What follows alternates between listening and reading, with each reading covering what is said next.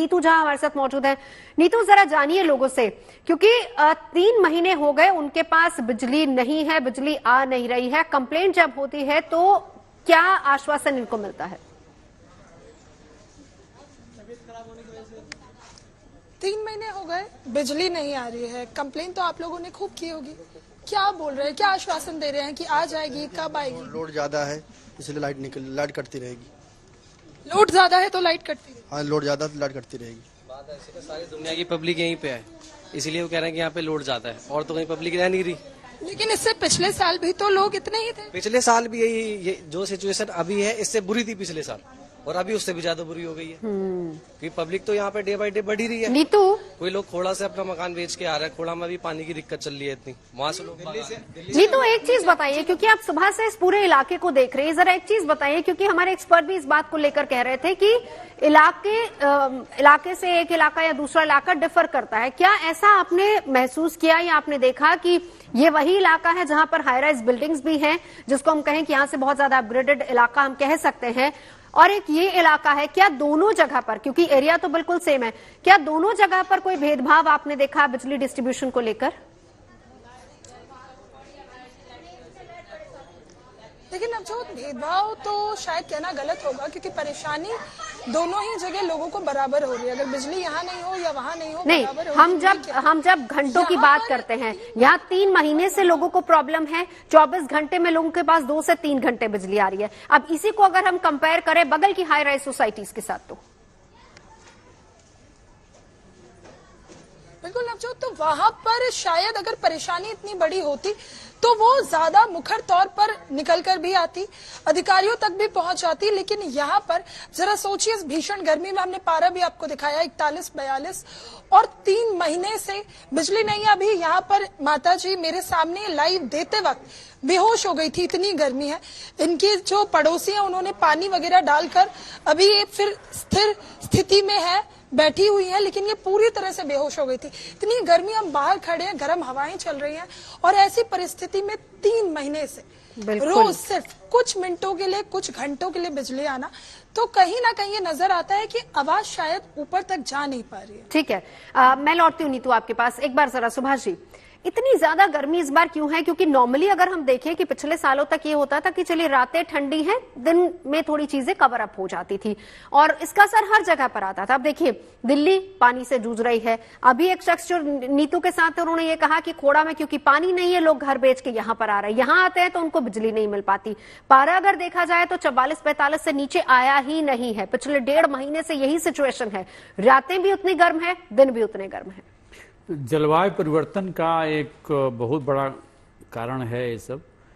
हम लोगों ने इतना ज़्यादा प्रदूषण पैदा किया, इतना कार्बन इमिशन किया है कि वो पर्यावरण पर असर डाल रहा है, और दिन गर्म हो रहा है, रातें गर्म हो रही हैं।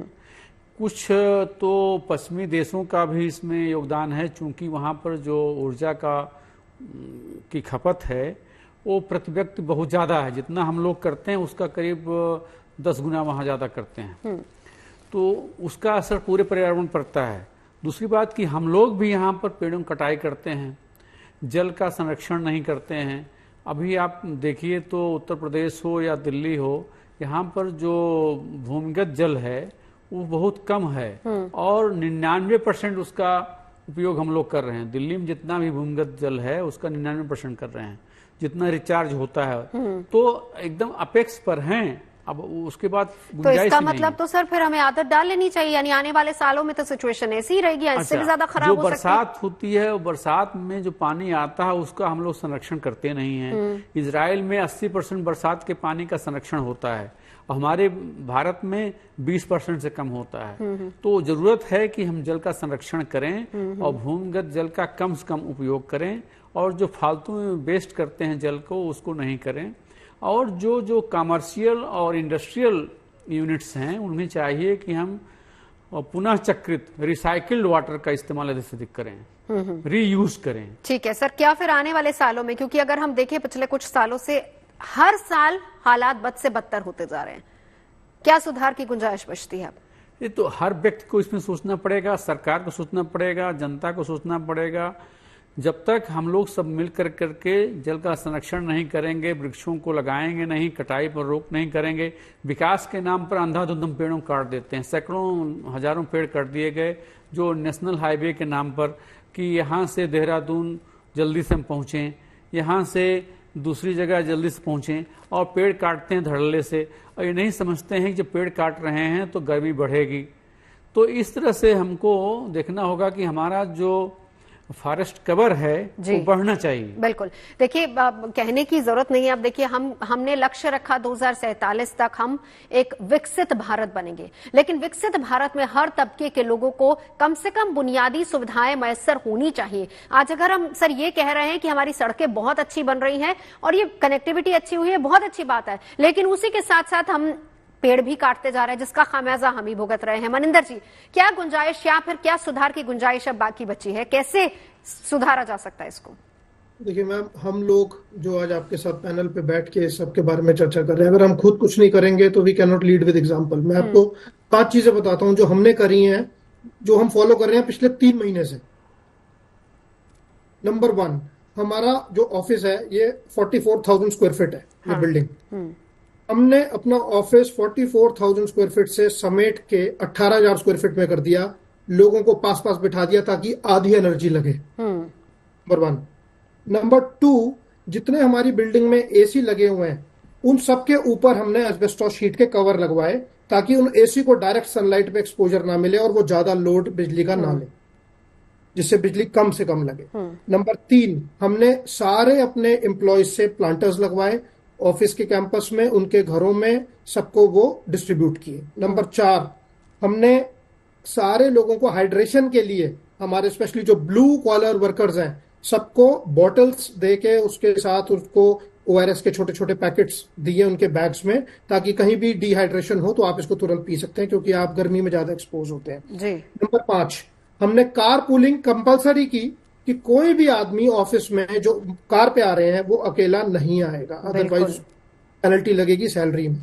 ऑलराइट, तो ये 5 काम करने से एटलीस्ट हमें कुछ सेटिस्फैक्शन मिलती है कि हमने अगर 1 मेगावाट भी पूरे साल का बचाया होगा तो एटलीस्ट अपनी तरफ से तो कम से कम हमने शुरुआत की। एक लास्ट कमेंट, सुधार की गुंजाइश की अगर हम बात करें, प्रशांत जी 30 सेकंड में।